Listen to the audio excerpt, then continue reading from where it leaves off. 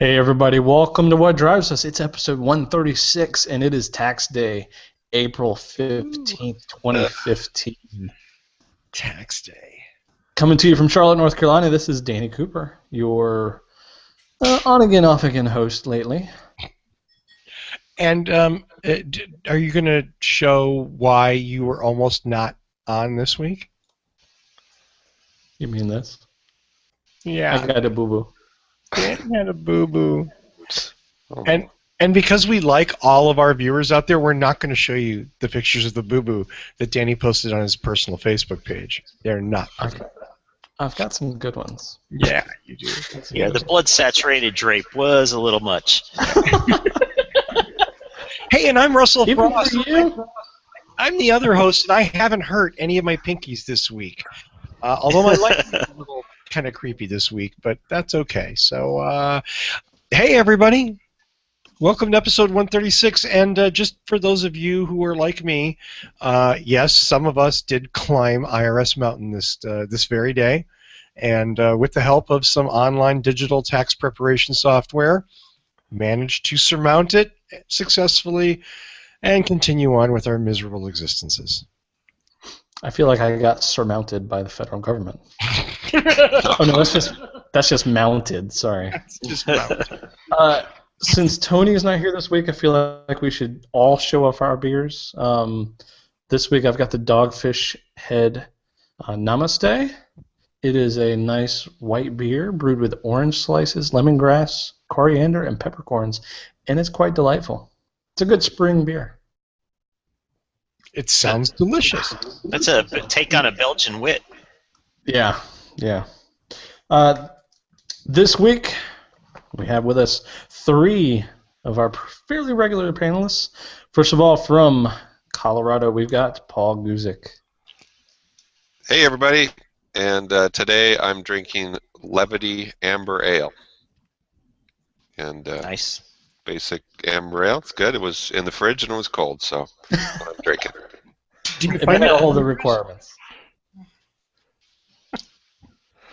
Next up, we've got from the great state of Missouri, Evan Fusco. Wow, I'm not last today. That's a neat change. Oh. So, in celebration of Tax Day, I'm reporting that I actually got my identity stolen this year on my taxes, and someone filed taxes under my name before I did. So we get to go through all the joys of getting a special ID and blocking our credit. So hallelujah. And to celebrate, I've got a homebrew Honey Badger Don't Care honey cream stout. That is actually, I haven't had one in several months, and it's improved with age.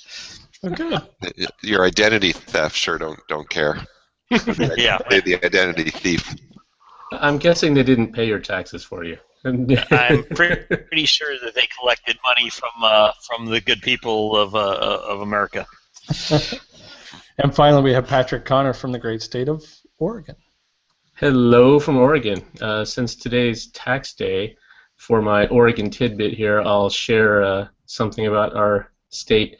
If they collect more money than they forecast, they send it back in the form of a kicker check. And this year, they're projected to send back about $350 million. Nice. Anyone in particular? Or? Yeah, I'm getting all of it. Isn't it 7 cents at a time? It'd be pretty cool if like one person got it all. Like it was the annual lottery of Oregon. Yeah. Patrick Connor, come on down. You've won $350 million large. Yeah, they did change the rules. Now some of it goes to schools, which is a good thing, and then the rest goes back. Wow. Cool. It's great. Very cool. All right, guys. Well, I think we've got some 2-minute topics tonight. Patrick, you want to start with yours? Sure. My 2-minute topic is a story from Bloomberg Business. It's titled Toyota Plots a Comeback for Prius After Tesla Takes Spotlight. Yeah. So there was no question that Toyota was the king of green in the early 2000s. Hybrid tech was new, and they were putting all kinds of new technology in their car. And however, now they haven't kept up with companies like Tesla. And then this article goes through some of the things that they're planning on doing to take back that spotlight, and I am underwhelmed. Yeah, you guys can look at it for yourselves here. But some of the things they say, they're going to try to share parts between a lot of models, and they think they're going to be able to cut 20 to 30%. So that's great. But And now if that'll all their inspire the base, won't it? yeah, exactly. We love cost cuts. And then of course we've gone on about their Mirai and how that's just never going to be a mass market car, and we'll talk more about that in one of our main topics later. That is my 2-minute topic. All right. Yeah, I think you're on target there, man. That's a big hill to climb technology-wise. I just don't see the Prius doing it. Not that it won't sell well, but I don't think they're gonna, suddenly push Tesla off the front pages. Right. I don't know why you think that, Evan. I just don't. Well, isn't that partially because, Toyota did its job with the Prius. They made it a normal, everyday car. Whereas today, the Tesla is what the Prius was 10 years ago. It's like the weird car that not a lot of people know a lot about, but it's interesting, especially media-wise. Yeah, but the problem is they kicked back in the recliner, put their feet up, grabbed a beer, and grinned about how successful they were instead of keeping on pushing the envelope. That's what big companies do. Yeah. Yeah, you want to make sure that if there's going to be a disruptor, you're the one doing it and taking over the next thing, and you can't just sit back. Yeah, absolutely. Well, speaking of Teslas, I believe, Evan, I have a feeling, just a strange, vague feeling, that your 2-minute topic might have to do with Tesla. What? Why? Yeah, I don't know where you get this crap, Danny. Prove me wrong. For anyone that's been sleeping under a rock out there, Tesla had announced last week that they are dropping the 60 kilowatt hour version in place of a new 70 kilowatt version with dual motors to just take that place in the lineup. And this is in a way a little surprising, and in a way not surprising too much at all. Back on March 19th, when they had the press conference, as far as the stock sales, Elon made a passing comment that people expected a 200-mile range EV, and that they really needed to build it about 20% over that to make sure that it had the full real-world 200-mile capacity that people expected. And sure enough, next thing less than a month later, here comes the 70D with, guess what, 240-mile range and real world over 200. Shocking. Now, I think people hadn't quite expected it to happen in this generation. We thought he was probably talking about the Model 3, but it's interesting that they're probably going to shift the entire lineup to this being the minimum range for their vehicles going forward, and including the Model 3. And this 70D is a really, really interesting place in the lineup. While you can still get the rear-wheel drive only 85 kilowatt hour, you actually have to look for it and figure out how to find it. It doesn't pop up as an obvious option on the Tesla website. And if you price it out, it doesn't make a whole lot of sense unless you absolutely have to have that extra 25 miles of range. Pricing-wise, you're way better off getting a much better vehicle for that 70D. So it really looks like they're trying to shift away from the rear-wheel drive only vehicles. Interesting. It's a good shift. Yeah. Yeah, it's funny that I actually was thinking when they announced that the 3 is going to have too much overlap with the low-end Model S. And, well, hey, they solved that problem. Yeah, sure enough. Of course, this gave some room. The price didn't really go up much. It went up a little bit because they did some funky stuff with the packaging, the package options that are available. But it's still, you can come in right at that 75,000 price point for that 70D, and then you got to go up another 5,000 to get the extra 25 miles of range out of the 85. So initially they had a 40, right? Yeah, very briefly, and it was canceled almost immediately because no, first of all, nobody was buying it. Yeah, I heard that the few people that did buy it, they gave them 60s with the software control that limited it to 40. Right, exactly. So they all had the same batteries as the 60 anyway. So do you think that the Model 3 will have multiple battery options? Yes, but I think the base is probably going to. Well, I don't know. It's hard to know. So I yeah, guess it depends what they can cram into it, and what kind of technology changes they get in the battery. But I really would be shocked if they put out anything less than this 240 mile range size. yeah, they could have. I don't know if it'll be as aerodynamic. So maybe if it's 70, but didn't quite get as far. So maybe 230, 220. No, Who knows? it's gonna be smaller and lighter though, so I think Oh, they're going to get good the point. range. Yeah, in fact, it may have a smaller battery and better range. Are they still going to focus on performance with the 3? I can't imagine that they wouldn't. I doubt that it will be faster than the 70D, but I bet it'll be faster than almost anything else in its class. All-wheel drive? I bet it's an option. Right. But Yeah. that may be Yeah. just rear wheel. Yeah, because that'll be probably the base will be rear wheel only. Yeah, that would make sense if they had all the same sort of options that they have now, just cheaper versions of them. Correct. That's what I'm thinking. Yeah. Although, economizing in one way to do that is to eliminate options. Yeah. It may just be, hey, Well, here's Model 3. It is what it is. If you want it, great. If you don't, buy Model S. You're right. Well, that's what I was thinking from an all-wheel drive perspective, that it could be, with the 70D, they could be, like Evan said, they're hiding kind of the options to not get it in all-wheel drive. And so maybe that's something that Tesla long-term is looking to do across their entire platform, like a Subaru has done.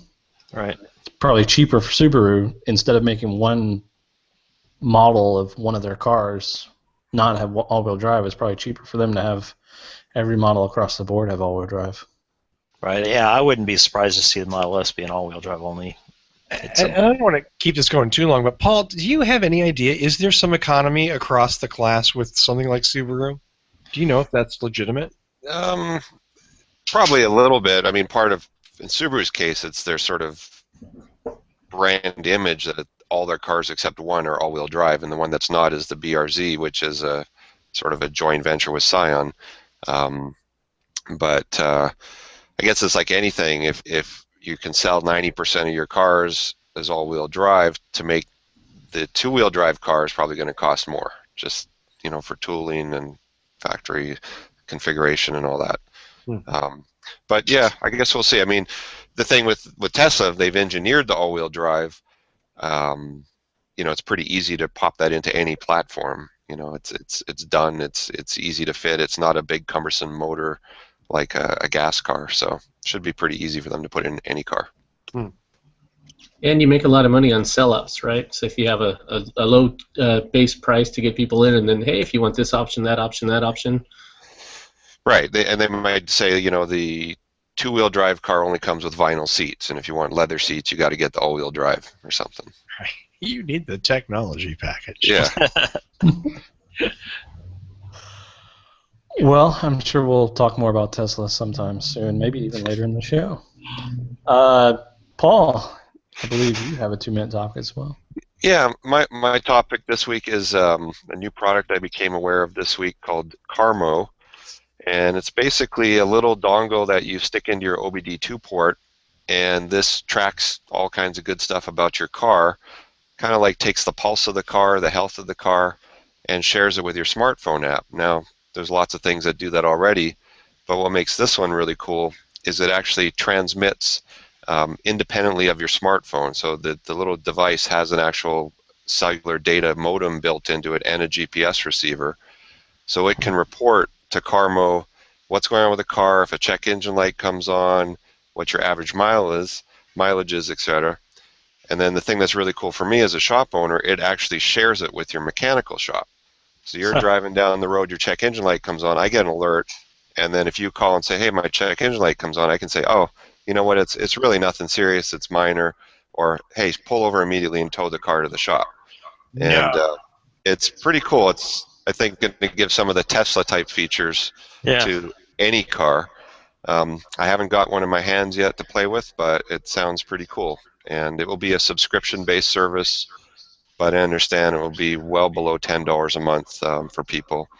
And if you have teenagers, you drop this in any car, and it's basically a tracking device, so you can see where they are.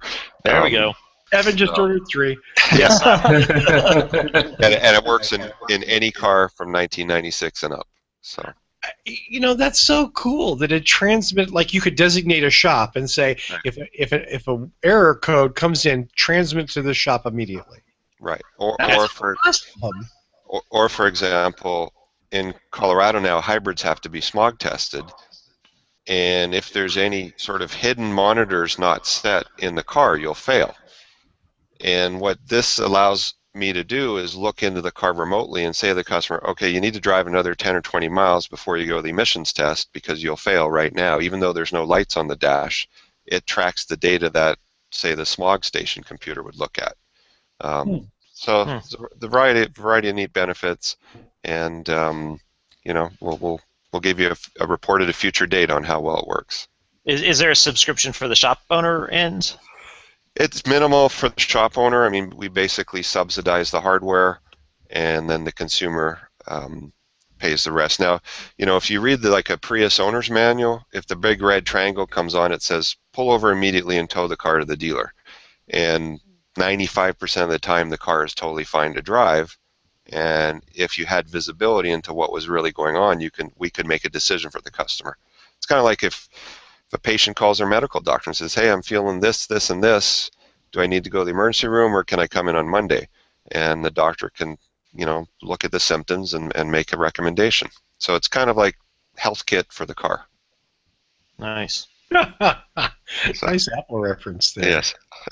So that's my 2-minute topic. Nice. Very cool. Interesting. Well, Russell, I think. Oh, Patrick, sorry, go ahead. Nope. I just said pretty cool.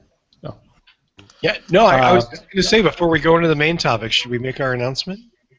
I believe we should. We should. Okay, so we just want to give all of our viewers and our panelists who are hearing this for the very first time right now a little heads up. April 29th, that's a Wednesday. It's our usual show. We'll be recording, as far as we know right now, at our usual time, which is 9 p.m. Eastern, 8 p.m. Central, and 6 p.m. Pacific. We will have some very special guests. Doug Coleman, who is, and let me get his title. Doug Coleman is the National Marketing and Communications Manager for Advanced Technology Vehicles for Toyota Motor Sales USA. He is also the man who is steering the Mirai program. Oh, no. I'm sorry? Don't let him listen to any of the previous shows. I might skip that one. I think he gets his copy on his desk every time, annotated by someone. Along with him, and I'm gonna. You know what? I don't know. Again, I know who the other guest is. The unicorn. Who's the other?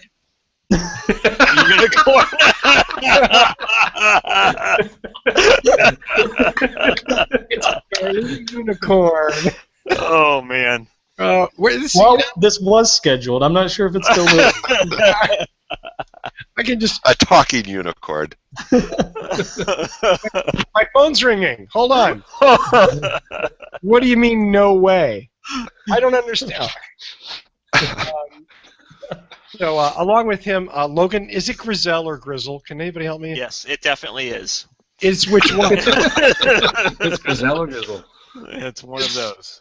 Logan, who spells his last name beginning with a G, he's the vehicle and marketing communication guy for Advanced Tech Vehicles. He is also, from what I understand, technically familiar with the Mirai. We'll be on. We're going to dedicate the whole show that Wednesday, April 29th, to discussing the Mirai.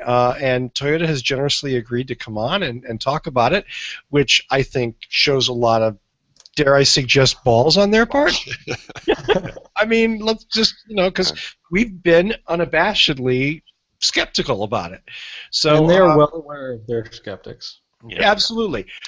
The other thing that this that us having some notice it gives it a chance to do is for you, the viewers and the listeners. I want to encourage you guys to go on the Facebook page, facebook.com/whatdrivesus, or whatdrives.us. Send us comments. Send us questions. If they're really good, if it's something we wouldn't have thought of, maybe we'll take credit for it and not. No, we'll probably give you the credit for it and ask the question because we'd like you to be involved too. And since we can't have 1 million people on the show, we would love it if you submitted questions. So if you have anything before April 29th, post it on the Facebook page, and we're going to be happy to pass those along to the people at Toyota and hopefully get some cool answers. Or you can leave a voicemail, and we will play your question on the show live. 575-51-DRIVE. That's 575-51-DRIVE. There you go. And, of course, you can watch April 29th and see the brotherly love that's going to take place. As Paul Guzik embraces hydrogen fuel cell technology. Why am I picking on Paul? It's Evans. The technology is great. It's just I don't see it succeeding in the marketplace. There we go. Okay. So that's our big news, April 29th. We look forward to getting some interaction from you guys there. First up on our news this week, speaking of hydrogen, interestingly enough, Reuters reported yesterday that Japan is set to miss their hydrogen station's target for fuel cell cars this year. Japan has very aggressively incentivized people to build hydrogen fuel cell stations for cars like the Mirai. They had an ambitious target of having 100 stations in operation by March of next year. Problem is the deadline just passed and they've only approved 76 applications. This is like free money the Japanese government is basically dangling in front of private enterprise in Japan. And so what does it say when those stations are allotted $1.8 million per hydrogen fuel cell station and they can't get people to build that many? I leave that as an exercise for the listener. I think in that article it also said that it's going to be 10 years before any of those stations ever turn a profit. So even with the subsidies, the business case just isn't quite there for the private investor. It is definitely another black eye for fuel cells. I mean, if they're going to work anywhere and if it's going to kind of ramp up and be successful, Japan is really the epicenter. Anyone argue with that? No, and it's a perfect setting. It's a small place. It's the populations are dense. It's ideal. Yeah, and it's not doing so well. Well, and the fact that the cars cost $100,000 to build and they sell them for $56,000 doesn't help either. Did you see this part? Even with the generous handouts, the stations are seen making a loss for at least the first decade. Yeah. So they're giving them $1.8 million to build a station, and they don't come out debt free after the $1.8 million. Well, after 10 years, maybe. Well, it does say in the article that the stations cost about $5 million to build. Wow. Wow. Yeah. So Can we throw that number at Doug next week? You can throw any number at him you like. Yeah, so in the U.S. today, we have about 150,000 gas stations. If those all had to be replaced with $5 million hydrogen fueling stations, I can't do that math. That's big. Yeah, it's I mean, again, I think it highlights how out of touch this technology is, how not ready for prime time it is. It cost me $1,200 to put a charger in my house for my car. Well, see, and that's just electricity, right? And why did it cost that much? Well, because I had to run lines and buy a charger. And he's got a thirsty car. Well, maybe he bought a hydrogen filling station. I'm just saying. Scrape together $5 million. Oh, come on, Evan. You? You can afford a Tesla. Obviously, you can afford that. Cooper, you've been strangely quiet on this. Is what is there, like a South Carolina basketball game on, or? No, You I want just the Toyota guys to have someone on their side next week. It's 2 weeks, but yeah. Oh, sorry, 2 weeks. He's the one guy smart enough not to burn his bridges yet. Yeah, you guys know there's a new Prius coming out, right? Dude, what? I'm sorry. What? You mean that old timey thing? Yeah, the old timey thing we were talking about being past. It's One of them, their hybrid golf cart thingies. Yeah. I think I have one of those out in front of my house. I would love to know how much, like for instance, that Shell station that's across the street from Toyota in Torrance. I'd love to know how much that one costs to build. Like in the U.S., I wonder if the U.S. market for hydrogen stations is different cost-wise than in Japan. That's a good question. I don't know that answer. Someone right now is furiously Googling it and going, "Come on, guys, this isn't that hard." Well, it is for us. Yeah, if Linda was on, we would hear the nails hitting the keyboard. Exactly. Well, let's move on. Speaking of technology that often has been made fun of on this show, to an extreme extent, I have not just the prime technology, but also part of the one of the integral parts of the technology we've kind of made a little fun of. I'm a big two-wheeled fan. I like motorcycles. I like bicycles. I love electric bicycles, and I love electric motorcycles. I love scooters. There is a company called Gogoro. That's Gogoro. Look for a link on Facebook and on whatdrives.us. They have a couple of really cool videos. But basically, this scooter, and you know what? I'm going to show just part of one video. How's that? And then we'll talk a little bit about it. So give me just a second here. And we'll do that and that.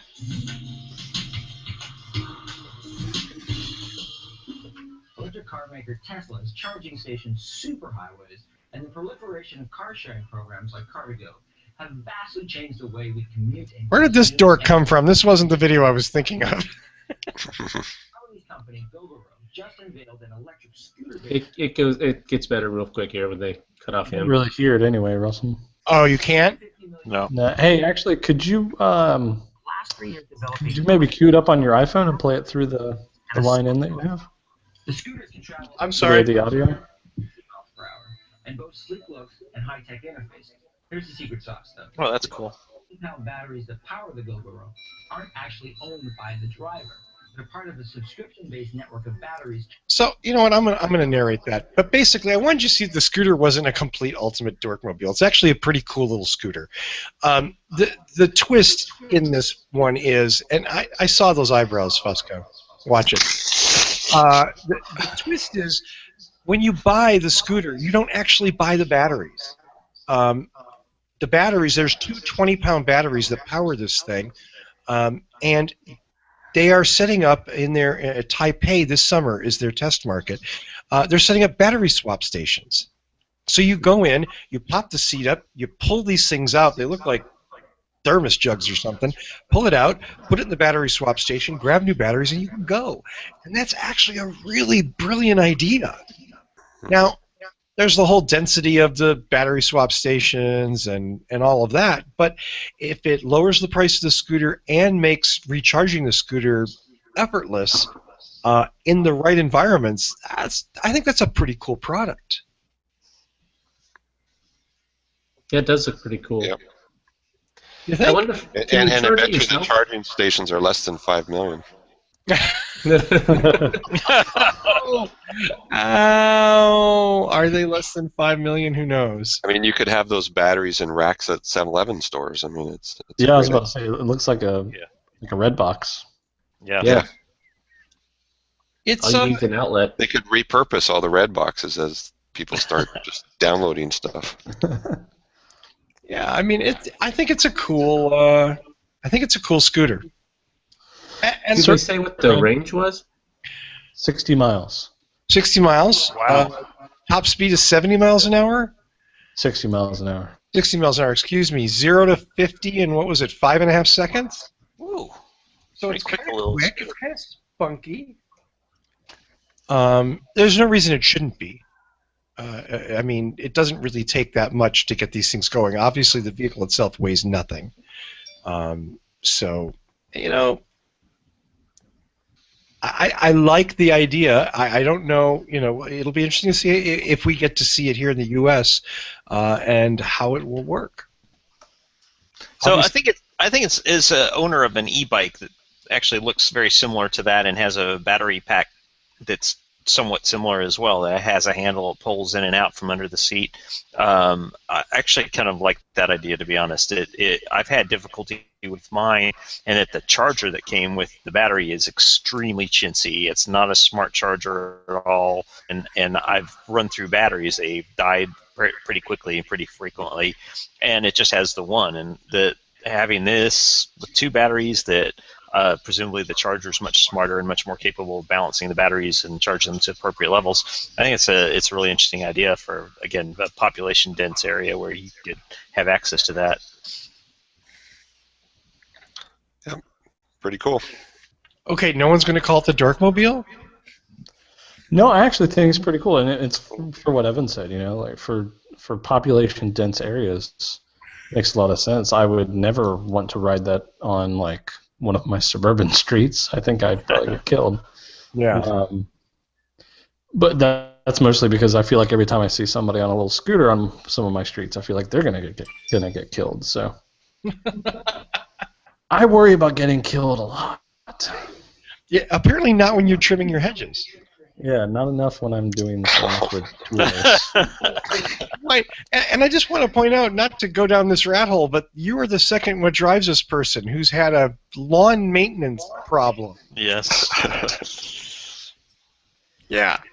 Yeah, go. at least Still at got least the finger to prove it. my digit remained intact the entire time, at least. Mine's still there mostly. Oh, man. Ow. Ow. Well, speaking of things that are there mostly, I will say first, it'll be interesting to see if this actually like rolls out and happens, because this is, you know, very similar to the idea with Better Place. Better Place, yeah. So it's just Although those battery swap stations were really expensive. And much more complex. and the cost of the vehicle is Very true. significantly more. Better Place didn't make vehicles, right? So they had to find partners, and they had a lot of problems getting anybody other than Renault to even think about it. okay. I hope we get to see it here in the U.S. I would love a cool electric scooter. And I didn't know you had an e-bike, Evan. Yeah. Which one do you have?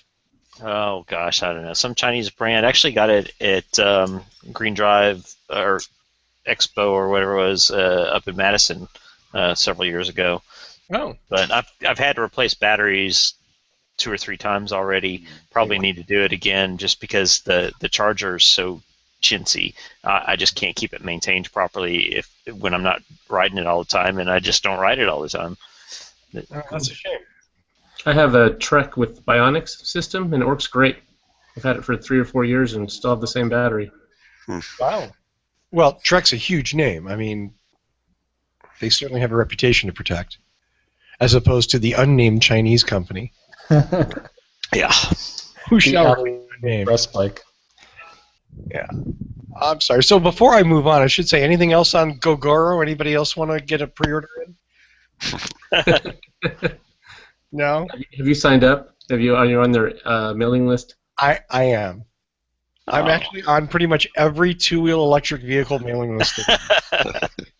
I mean, I'm just, you know, I'm hoping that Bramo's going to build something a little different. I'd love it if Zero built something that was maybe more my style. You know, I mean, I haven't found the right thing yet, and most of the electric scooters are terrible. So I just haven't found the right vehicle yet. Someday, I'm hoping.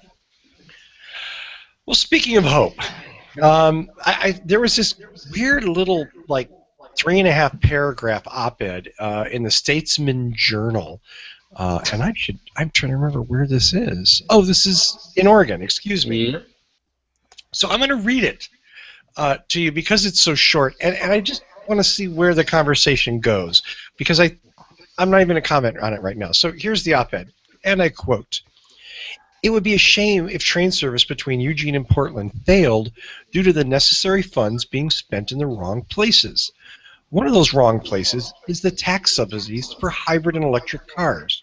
One reason for this is the direct tax credits for purchasing those vehicles. Another reason is the fact that electric cars pay no road user fees. A third reason is that the recharging stations that are installed at taxpayers' expense mostly benefit Japanese manufacturers. Given the sources used to generate electricity today and for years to come, I suppose that electric cars do create just as much air pollution and contribute to global warming as much as new gasoline-powered vehicles, just not at the tailpipe. In addition, hybrids and electrics do not alleviate traffic, while riding the train does. So departments of energy and transportation, go ahead and shift the money around. Incremental fare increases will also be required." It's signed Wolfgang Saylor from Salem, Oregon. Who wants to comment on Mr. Saylor's argument? I actually agree with his general argument, but then I got to his third reason, and then I got to his third paragraph, and after that he kind of lost my backing. So the third reason is that recharging stations that are installed at taxpayers' expense mostly benefit Japanese manufacturers. Do they? I guess Patrick can answer this. Do they install a lot of public chargers in Oregon? We have 44 CHAdeMO stations. So those 44 are CHAdeMO, and that's not supported by Ford or GM or BMW. They all use CCS.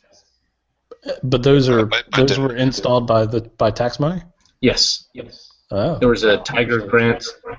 In fact, the Department of Transportation got those grants from the federal government, and they had deadlines where they had to have them installed by certain dates. And there were no other fast charge systems available. CHAdeMO was it in 2011 and 12. But even though Nissan's the only car that uses those, and they're Mitsubishi. okay, yeah, but they're a Japanese company. Like the Leafs are all made in America now, so Right. And I'm pretty sure there are no rules preventing Ford and GM from building electric cars with CHAdeMO chargers, are there? Nope, they just choose not to. Yeah. Are there you go. adapters? Not that I'm aware of. No, The whole there are not at all. batteries DC, would it's a have to direct have DC charger, and you need an AC charger for any J1772 compliant I see. EV. So yeah, to make an adapter would be very expensive. Yeah, it basically would be a charger. You'd have to have a charger to convert the DC to AC, or Yes. an inverter, I guess. Well, no, the whole car has to be designed to handle a massive amount of current quickly. So the battery pack's different, the wiring harness is different, the BMS is different. So you can't easily upgrade a non-CHAdeMO car to a CHAdeMO interface and get the kind of performance that it would from the factory. Right. No. Yeah. Patrick, you said there's 44 stations that were paid for, subsidized by government, state or federal. Are there other charging stations that were built by private parties in Oregon? Yeah, so the ones I was referring to are specifically the stations that are the West Coast Electric Highway stations. Right. Blink also installed stuff here. Those were mostly level 2. Some of them are CHAdeMO. And we do have a couple, I forget the company, ABB. They have stations here that are both CHAdeMO and CCS. Okay. So there are charging stations for other than Japanese electric vehicles. Yeah, actually, the bulk of the stations that are installed are level 2. Okay. And level 2 J1772 works with all the plug-in modern cars, regardless of manufacturer or country. So the bulk of them work on all of them. So yeah, that's picking out one point and magnifying it to absurdity. I do somewhat agree with the direct tax credit argument, though. And I think So Oregon Chelsea's been on the doesn't. show talking about that before. Oregon does not have a tax subsidy for hybrid or electric cars.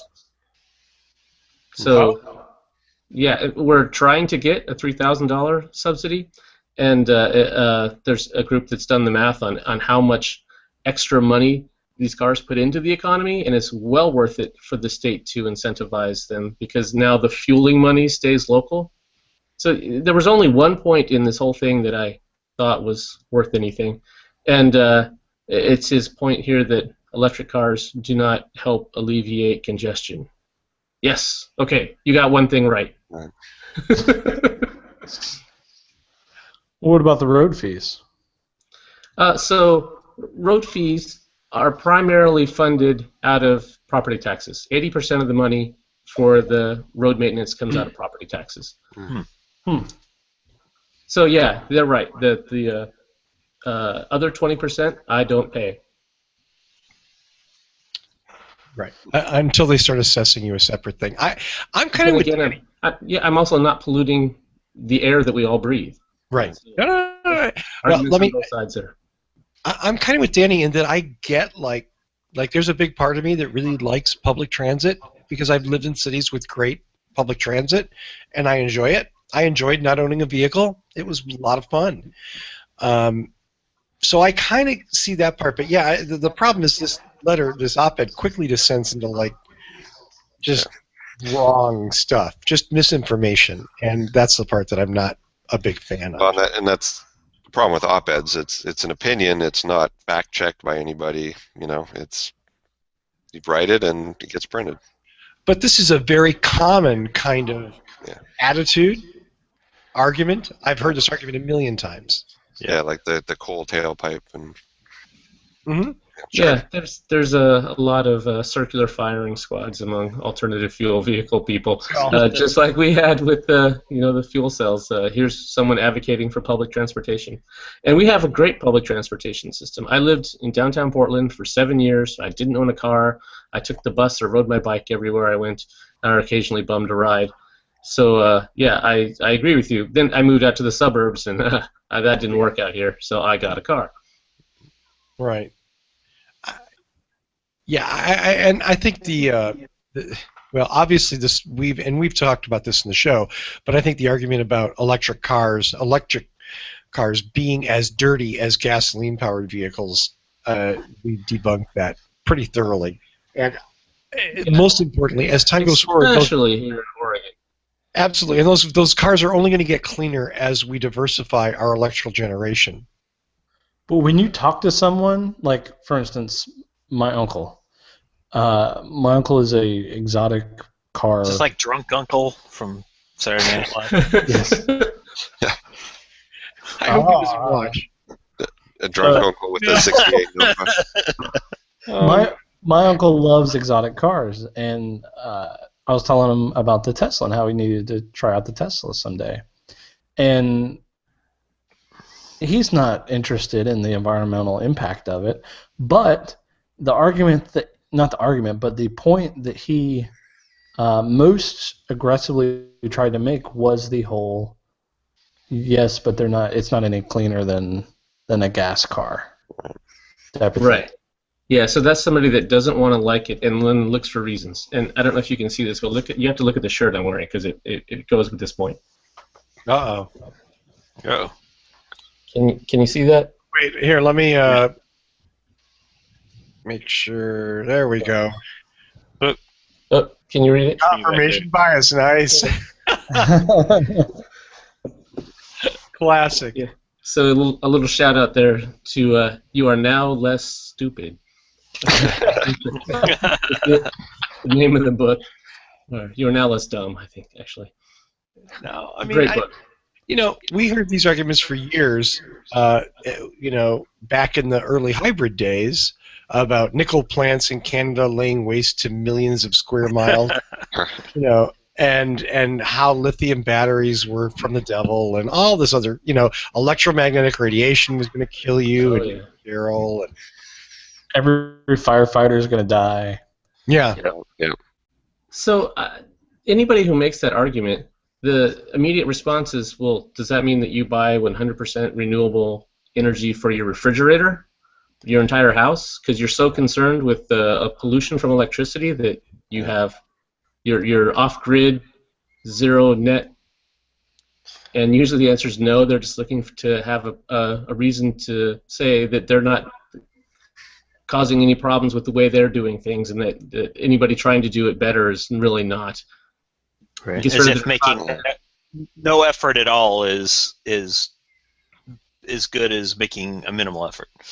Right. Yeah. Cognitive dissonance. It really works to mess up your thought process if you let it. Right.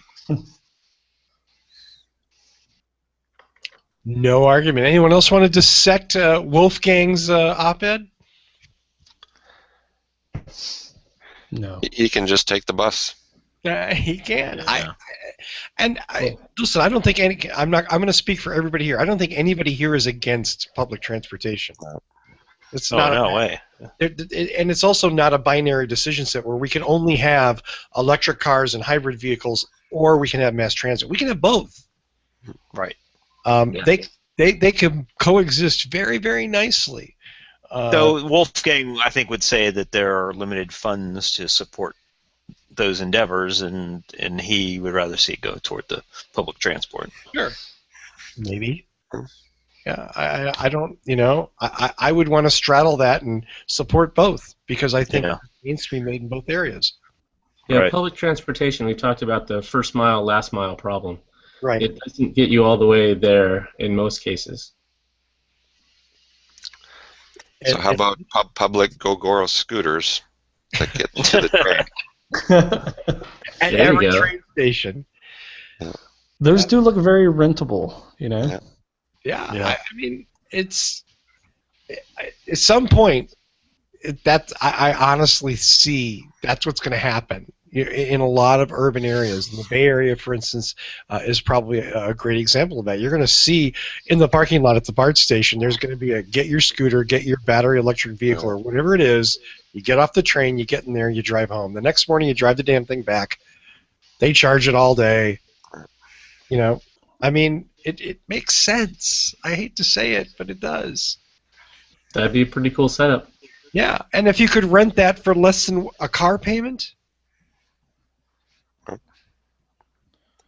So, there we go. Well, thank you, Mr. Saylor, for standing up to our... no, wait. We cut you down pretty quick.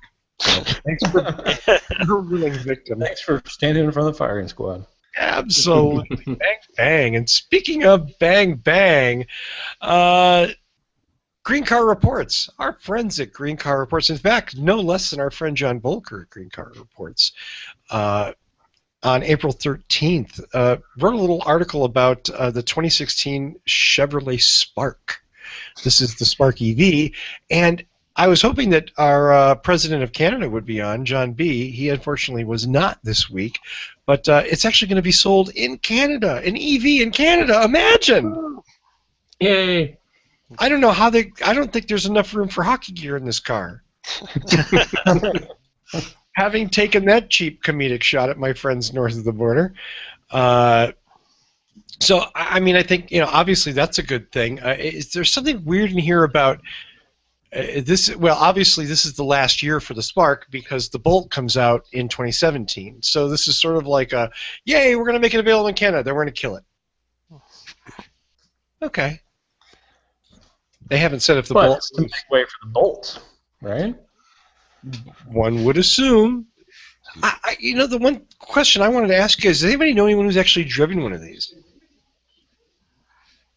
Nope. No, but everything I've read about it is that it's a pretty fun little thing to. That's a lot of silence. Yeah, I don't know anyone who's driven one yet, and I'd love to get an idea of because it's cute as a button. It looks like a little Fit. Is it a national car or a compliance car? It's, I think, 3 states. That would be the latter. And Canada. It's California and Oregon.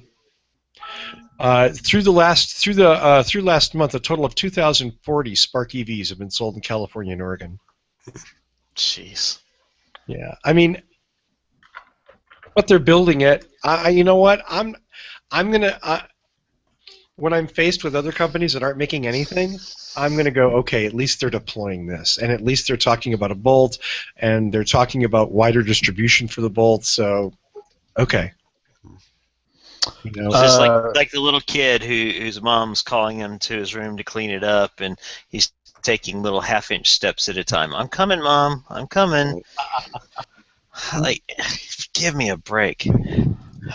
we should mention that Chevy announced a price cut on the Spark EV in the U.S. Yeah, I was going to mention that. And I Go ahead. actually saw some forum posts today over on Slick Deals of deals in California where you can get for under $100 a month with nothing down. Wow. what? Yeah, so the headline I read said Jeez. $139 a month with 0 down, and if Yeah. they're finding them even cheaper, that's great. That's it's So $139 it's effective. a month with no money down, and then as along with the price reduction, Chevy is contributing $1,000 to $3,500 of additional bonus cash in each of the 3 states. So it's $1,000 in California, $1,200 in Maryland, and $3,500 in Oregon. Wow. Yeah, I knew That's probably less it than was my 3 kids states. would spend on gas in a month. Yeah. That lease price, you know. Did anyone see that the Honda Fit EV is being leased by Honda as a used car? So people who turn in the original lease, they're releasing them with unlimited mileage, full warranty. It's under $200 a month, no money down, and it even includes collision insurance coverage. Wow. So, I mean, that's a 50 pretty states? sweet deal. I didn't see that, but I for think that's $200 a only month, no fuel, no insurance hassles, that's a pretty screaming deal. That's pretty. yeah, but they won't sell it to you. That's a deal breaker for me. Yeah. Well, but Why, if you Patrick? if you're- Don'tcrush.org. Crushed. well, Come on. I mean, but but a lot of consumers want to lease an EV because of uncertainty on what's going to be out in 2 or 3 years. If someone comes out with a 500-mile battery, their car is worthless. Right. So- I'm not saying leasing is bad. And if you want to lease, that's great. I'm just saying that you have to have the option to buy, so that if after my term of my lease I say, hey, I love this car, I want to keep it, or who knows, maybe I want to drop the battery pack and replace it myself with something new and cool. And if they won't sell it to me, that's a problem for me. you know what, Patrick? I have to say, I think that's a niche opinion. I mean, Yeah, that's it's a little paranoia. I admit it. It might be a bit irrational. Yeah, I mean that's PTSD from the EV1. Yes, exactly. and I get that, and I acknowledge that's legitimate. I just to me, a screaming great deal on a lease on an EV, so Right. I can drive it for a couple of years for almost nothing and enjoy it, and then go here, take it back. Right. There's no Right. downside to that. Get the iPhone 9 or whatever. Yeah. Again, $139 a month. That's That's nothing. man. That's nothing. That's pocket change. I spend that on Dr. Pepper. Yeah, that's a Starbucks bill for a lot of people. Right. Right, It so is. if I have to pick between the Chevy Spark or a car from Honda that the Fit, I'm gonna take the one that I could buy at the end of my lease. And if they're both screaming deals, why not take the one where at least I have the option, even if I have no plans on using it? Sure. No. Yeah. No. Yeah. But I think a lot of consumers would say, you know what, 3 years I'm going to give it back, and there'll be something better to lease or buy. Yeah, that's Yeah. fair. Yeah, I'm of the opinion I would not buy a first-gen Anything. EV. I am leasing my plug-in, and I'm trying to decide what I'm going to do about it in September. But I'm not particularly worried about a battery of that size in my Prius. Right. Or about the amount, the amount of the capacity that Toyota's actually using in it, which is probably minimal. Right. Yeah, so at $139 a month, and you're probably $25 worth of electricity will get you about 1,000 miles. So now, for less than what most people spend on gas, you have a new car. It's a great deal. Yeah. It's easy to park. Especially if you have teenage It's- boys that it's suck big. at it. Just don't try to fit your hockey Yeah, game. but one drawback when you lease a car, it's got to be in reasonable condition when you return it. It can't be all. Busco boys, we have found your new car. Welcome to your 60-mile range. There's actually a set of 3 used iMeves sitting at the Chevy used car lot in town. I'm tempted to go look at. Dude, those are death machines. I mean, those just look like they would go from this size to about this size. They pass all modern crash tests. I can't see them being that much worse than the Spark. I mean, they're both tiny cars. They probably are. I'm just telling you how it looks to me. Yeah. Now that said, it is a pretty fun car to drive. Yeah. It is. I like the idea. But I get, I get it. I get the vibe because it doesn't look industrial enough. It needs some chrome or something. Something that it's never going to have. It looks like an egg. Those are really strong. What do you mean? Yeah. Exactly. It's nature's design. Well, I think since we've slandered the IME, we should probably end this show. Mr. Cooper, any final thoughts, any words or news or anything going on here? No, I'm glad to be back. I enjoyed my spring break with my family this year. This is the first year that my oldest child has been old enough for us to really want to do anything for spring break. So it was nice to get out of the house for a week. We had a good time. So I missed doing the show, but it's glad to see that everything was still together when I came back. Oh, no, it went to hell. I'm pretty sure I'm the one who still had to create the show, right? Shut up. Sorry, Danny's having audio problems right now. As I quickly click on the control center. How do I mute his damn mic? Okay, well, let's. You know what? I'm going to move on and just do a couple of quick plugs. As always, my thanks to, or our thanks to Michael Manring. He composed and played our show theme music, and we appreciate him allowing us to use it very much for all these years for not one thin dime. So if you like the show and you like the theme song, visit him at manthing.com. Tell him how awesome he is. Maybe buy a song on iTunes just for the hell of it, okay? Danny, we can see you. What are you eating? I'd like to do a shout out to the Easter Bunny for bringing I like, what is he cramming down his neck? Eggs. Nice one, Show dude. was going to end in 2 minutes, but he couldn't wait with that thing sitting there. All good. Thank you for the... Another plug from me, EuropeanEyewear.com. Thanks for the great goggles. I'm going to keep plugging them because I love them, and they have awesome stuff. Visit their website. Can you buy them? How can you buy from them? Just get online and you can actually order. They even shipped to Missouri. They ship all over the world, believe it or not. Wow. He actually does a ton of business internationally. But, yeah, he actually will ship frames. In some cases, he'll install lenses if you have a script. But most of the time, people just buy frames and have the lenses done locally. Okay. So, and cool. Awesome stuff. You won't find anywhere else. Really cool. I was going to... Let's see. Reminder, April 29th, our dedicated Toyota Mirai show. Post questions on the Facebook page or call us at 575-51-DRIVE and leave us a voicemail. What's that number again? 575-51-DRIVE. Danny Cooper, I'm going to get the hell out of here before I ramble on and turn it over to you, my friend. Rambling. Ramble on. Yeah, just if you're interested in that car that's pretty long in the tooth at this point, the Prius, come check out PriusChat.com. The Tin Lizzie of hybrids.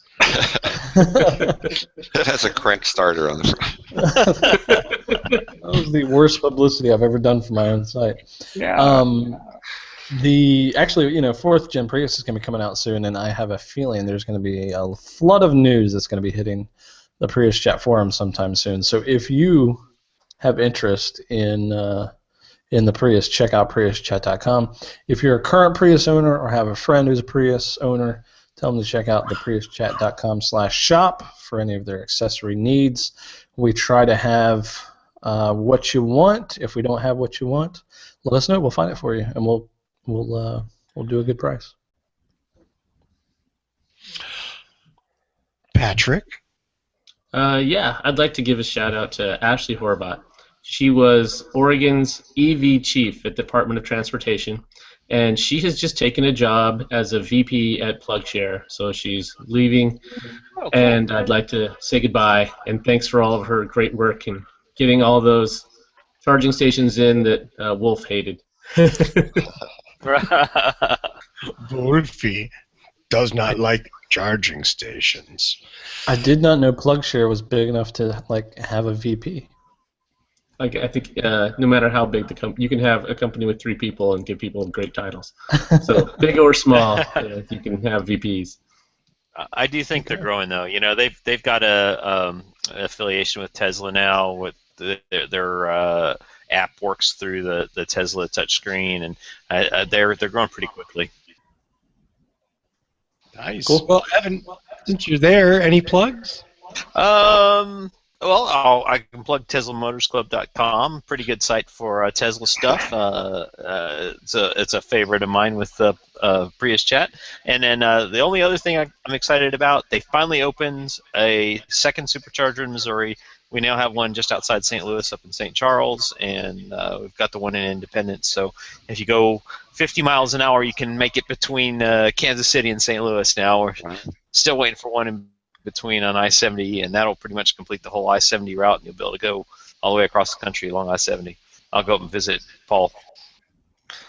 Cool. 2 in Missouri? Because you are the only Tesla owner in Missouri, aren't you? Let me tell you, we for a very long time had the reputation of being the largest state with the largest EV density with no supercharger. I don't know why we've gotten neglected, but I'm just like what I exhibited, terrible, unfair bias. yeah. Mr. That's Guzik, far more than the number of hydrogen fueling stations you have.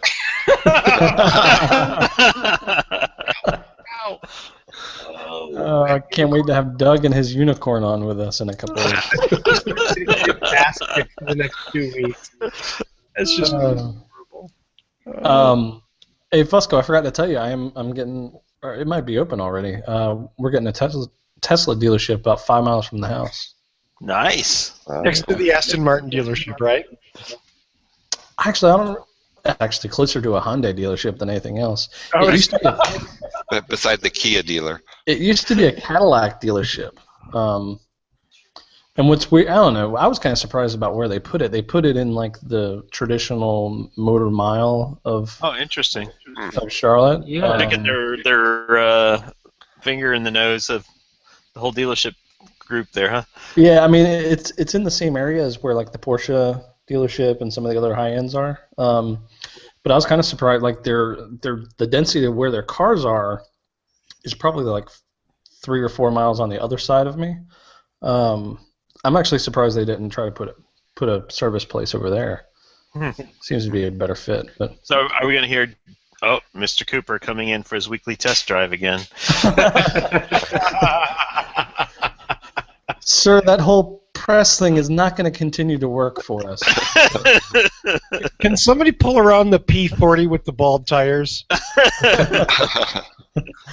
I did want to throw a shout out to Glenn Hutchison. He is one of our weekly watchers over on Google Plus, and it sounded like today he had a bad experience with somebody while trying to charge his car up. And so anyway, we're trying to brighten his day. So hi Glenn. Hey, Thanks Glenn. for watching the show. Glenn. Hope you have a better day, buddy. He wanted to know why Toyota doesn't put a larger battery pack in the PIP. Wow. Wish Great question. somebody would have thought of that. Yeah. Glenn, the answer is it's an easy one. We don't know. because Let's they just say that there's people with calculators that have decided it's not worth the profit margin that it would take to put it in. Toyota doesn't want to make anything that could be possibly confused as an EV. And I think weight-wise, they're pretty similar to the nickel metal pack, right? So they were able to go to lithium, which gave them more capacity within the same weight budget. Correct. Indeed. They just don't want to be like Chevrolet. Because you know, Volt can go 40 miles on the battery. Oh boy. Well, Hey, here we go. Paul, got any shout-outs? Not particularly, but I do want to mention a couple things people mentioned. PlugShare. For those who don't know, plugshare.com has a great app for your smartphone that shows you all the cool places to plug your electric vehicle in. And one thing that I think is really cool is they actually have private homes that will let you charge in their garage if you're visiting your friend in the suburbs and you're low on juice and there's nowhere to plug in your car. There might be a friendly neighbor that will let you plug your car in there. So, pretty cool. It is pretty cool, and I've used it. Yep. Really? Yeah, I went to the Hollywood Fred Meyer's Hollywood district of Portland to use their charger there, and they were shut off. And so I pulled out PlugShare, found out there was a house 2 blocks away. I texted the guy, and he said, "Sure, it's on the side. Just go ahead and use it." Cool. He wasn't even home. That's so cool. That's awesome. I love that. Somebody needs to start like an Airbnb for chargers. It's PlugShare, right? Yep. Yeah. It already exists. Then you'll get some of those assholes that you can plug it in, but you can't turn it on. Have you heard about these Airbnb people who like will charge you more if you want to turn on the lights or use electricity? Oh, What? Yeah, there's crazy people out there. You're kidding me. or you pay a surcharge to use the bathroom. Yeah, there's Oh. that too. Oh, God. So Anyway. those parasites have infected Airbnb is what you're saying. Yes. There's trolls everywhere. Yeah, exactly. Exactly. Well, Well, I think that's our show for this week, right, Russell? take it away, Mr. Cooper. I always screw it up, but I'll try again. I'm going to turn my mic off. I'm going to turn it in your hands, my friend. Oh, I get no help. I'm going to make up something new. Watch this. You're about to see magic happen. You can download us or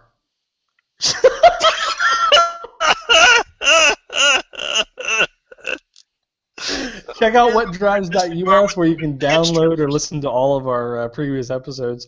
You can also subscribe to us through iTunes or any of the other podcatching apps that you like to use. Check us out at whatdrives.us. We'd appreciate it. If you're not watching the video right now, you need to watch it just for Russell. In his little box doing hilarious stuff down there. We do the show live every Wednesday night, 9 p.m. Eastern, 6 p.m. Pacific. I believe that's probably about 7 p.m. Central. So come on over to our Google Plus page. We're always doing it live over there. You can also watch it on YouTube. If you subscribe to us on YouTube, you can watch it live. I think that's about it. So download us this week. Listen to us next week.